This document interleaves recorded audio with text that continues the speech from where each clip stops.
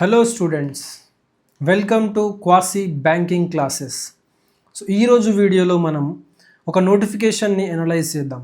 ఆ నోటిఫికేషన్ ఏంటిదంటే bank of Baroda వాళ్ళు అప్రెంటిస్ కోసం ఒక నోటిఫికేషన్ రిలీజ్ చేయడం అయితే జరిగింది. ఈ నోటిఫికేషన్ యాక్చువల్గా ఆన్లైన్ రిజిస్ట్రేషన్ అప్లికేషన్ దాని ప్రాసెస్ అనేది 19th May 2026 స్టార్ట్ అయితే ఇనిషియల్గా లాస్ట్ డేట్ అనేది 8th 6th 2026కి ఉండే, అంటే June 8కి ఉండే. కానీ ఈ డేట్ని ఎక్స్టెండ్ చేసారు టిల్ 15th వరకు. సో మనం ఈ నోటిఫికేషన్లో జాగ్రత్తగా గమనిస్తే మనకు ఈ నోటిఫికేషన్లో యాక్చువల్గా టోటల్ 500 ట్రైనీ సీట్స్ అనేవి ఉన్నాయన్నమాట. 5,000 ట్రైనీ సీట్స్ అనేవి ఉన్నాయి. సో ఇక్కడ ఏజ్ అనేది క్యాండిడేట్ ఏజ్ కూడా పక్కనే ఇవ్వడం జరిగింది. 20 years, మ్యాక్సిమం 28 years. ఎందుకంటే ఇది ఫ్రెష్ గ్రాడ్యుయేట్స్కి, అంటే రీసెంట్గా గ్రాడ్యుయేషన్ కంప్లీట్ చేసిన వాళ్ళ కోసం వచ్చిన అప్రెంటిస్షిప్ అన్నమాట ఇది. సో ఈ అప్రెంటిస్షిప్ అనేది అరౌండ్ 12 months డ్యూరేషన్ తోటి ఈ అప్రెంటిస్షిప్ అనేది ఉందన్నమాట. సో ఈ అప్రెంటిస్షిప్ అనేది ముఖ్యంగా దీని యొక్క ఉద్దేశం ఏంటిదంటే యంగ్ స్టూడెంట్స్ని ఎంకరేజ్ చేయడానికి, వాళ్ళని ఒక ఎంప్లాయ్మెంట్ ఎక్స్పీరియన్స్ని, అంటే ఒక జాబ్ ఎలా ఉంటుంది ఆ ఎక్స్పీరియన్స్ ఇవ్వడం కోసం అంటే ఈ గ్రాడ్యుయేషన్ కంప్లీట్ చేసిన ఫ్రెష్ స్టూడెంట్స్కి ఈ అప్రెంటిస్షిప్ అనేది ఇవ్వడం జరుగుతుంది. సో ఈ బ్యాంక్ ఆఫ్ బరోడా వాళ్ళు దగ్గర 5,000 అప్రెంటిస్షిప్ సీట్స్ అనేవి ప్రొవైడ్ చేస్తున్నారు, దగ్గర 5,000. సో ఇందులో స్టేట్ వైజ్గా మనకు చూసుకున్నట్టయితే ముఖ్యంగా మన స్టేట్స్ అంటే మన ఆంధ్రప్రదేశ్ కావచ్చు, మన తెలంగాణ కావచ్చు. సో వీటిలలో ఆంధ్రప్రదేశ్కి ఏమో 188 మీరు కేటగిరీ వైజ్గా చూడొచ్చు, ఎస్సీ ఎస్టీ. సో అట్లా 30, 13, 50, సో ఇట్లా టోటల్ 188 ఉందన్నమాట. సో అదే తెలంగాణ చూసుకున్నట్లయితే 83 ఉంది.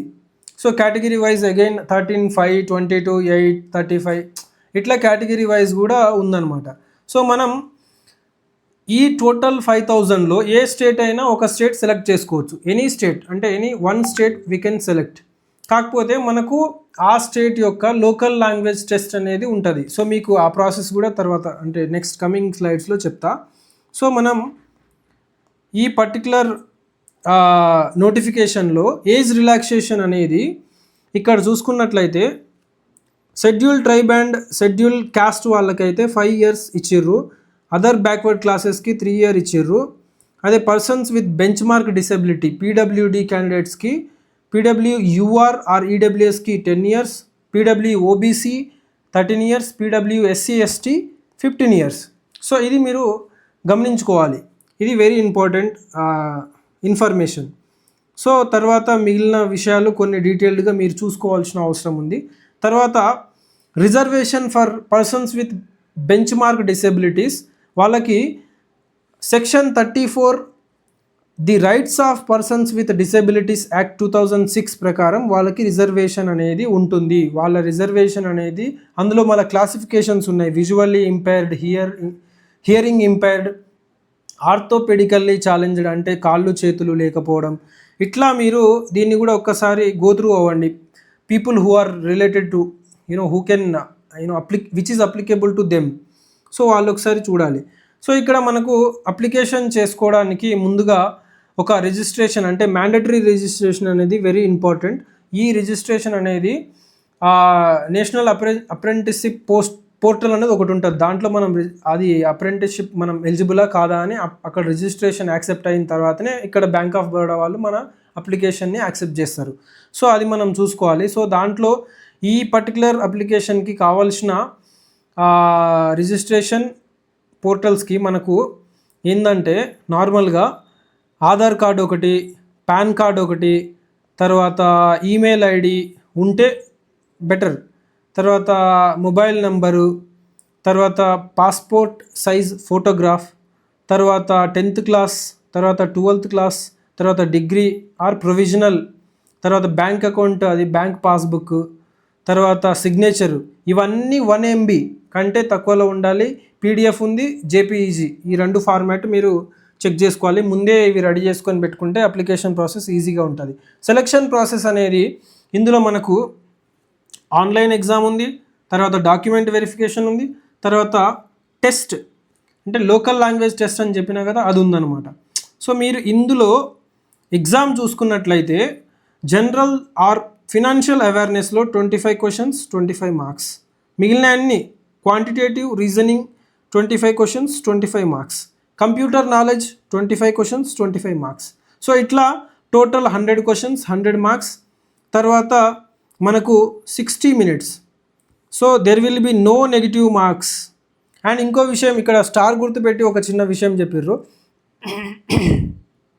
బ్యాంక్ ఈ ఫార్మాట్ని చేంజ్ చేయగలదు అని చెప్తున్నారు అనమాట. Bank reserves the right to modify the structure of examination. So ఈ విషయాన్ని మనం గమనించాలి.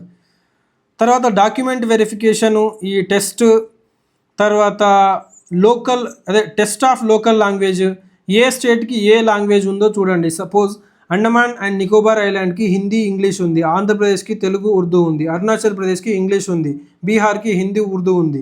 సో ఇట్లా తెలంగాణకు చూసుకున్నట్లయితే తెలుగు ఉర్దూ, ఇక్కడ చూడండి తెలుగు ఉర్దూ. తర్వాత మెడికల్ ఫిట్నెస్ కూడా చెక్ చేస్తారు. తర్వాత ఫైనల్ సెలెక్షన్ ఉంటుంది, వాళ్ళు మెరిట్ లిస్ట్లో ఎవరైతే వస్తారో వాళ్ళకు ఉంటుంది. తర్వాత వెయిట్ లిస్ట్ ఉంటుంది, ఎవరైనా స్టూడెంట్స్ వెళ్ళకపోతే లేకపోతే ఎవరైనా రెస్పాండ్ కాకపోతే వెయిట్ లిస్ట్ ఉంటుంది. తర్వాత ఇది జాబ్ కాదు, ఇది ఎంప్లాయ్మెంట్ కాదు, ఆర్ కాంట్రాక్ట్ ఎంప్లాయ్మెంట్ కాదు, ఇది జస్ట్ మనము ఒక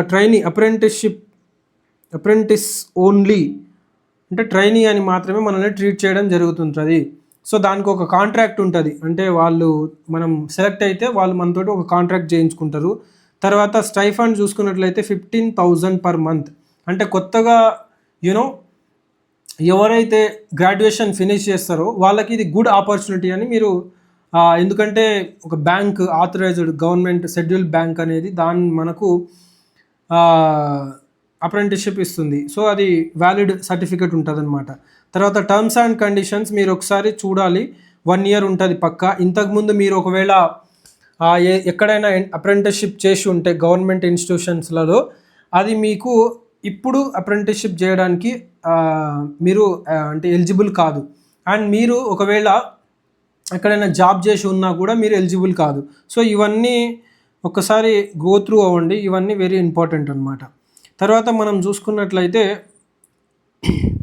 ఫీజు ఎంత ఉంది, ఎస్సీ ఎస్టీకి 200, పీడబ్ల్యూడీకి 200, తర్వాత జనరల్ ఈడబ్ల్యూఎస్ ఓబీసీకి 800, తర్వాత ఓబీసీకి 600. ఇది మీరు చూసుకోవాల్సిన ఇంపార్టెంట్ పాయింట్.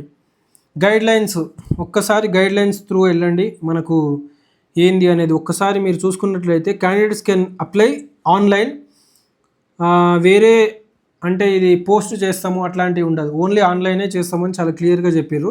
తర్వాత candidate should mandatorily first register themselves if eligible in the apprenticeship portal government of India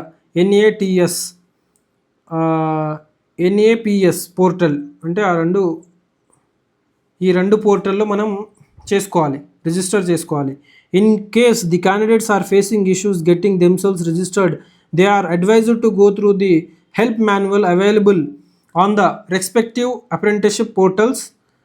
ఇట్లా మీరు ఆ మాన్యువల్ ఉంటుంది, దాంట్లోనే ఎట్లా రిజిస్టర్ చేసుకోవాలని చెక్ చేసుకొని మీరు అది ఆ ప్రాసెస్ అనేది ఫినిష్ చేసుకోవాలి.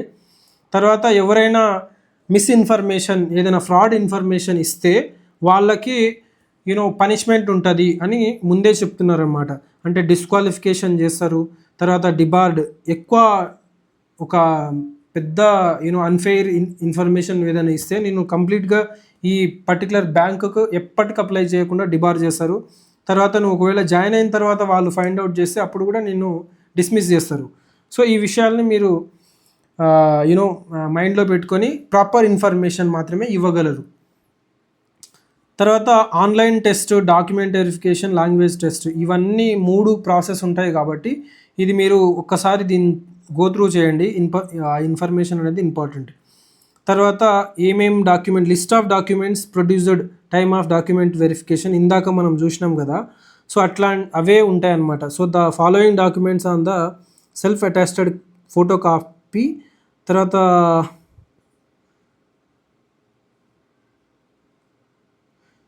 మనం ఎప్పుడైతే ఈ లోకల్ లాంగ్వేజ్ ప్రొఫిషియన్సీ టెస్ట్ రాస్తామో అది రాసిన తర్వాత మనకు క్వాలిఫై అయితే బ్యాంక్ వాళ్ళు మనకు క్వాలిఫైడ్ ఒక ర్యాంక్ కార్డ్ లాగా అది మనకు పంపుతారు ఈమెయిల్, అది మనం జిరాక్స్ తీసుకురావాలి.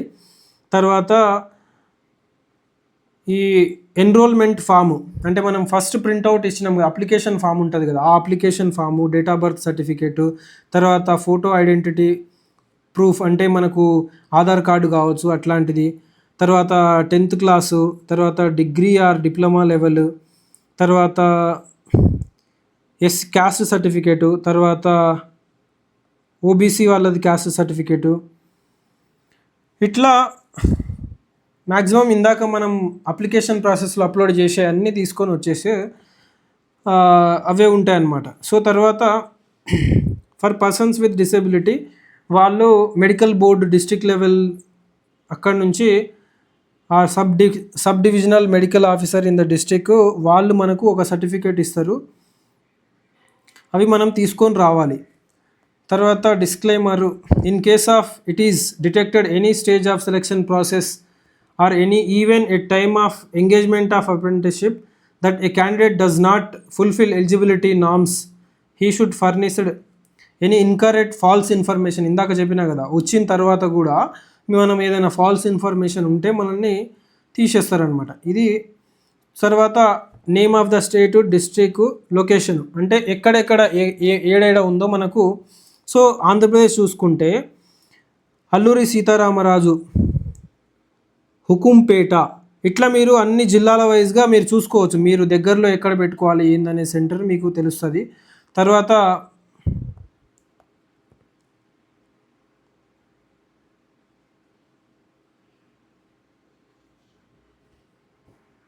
మన తెలంగాణ చూసుకున్నట్లయితే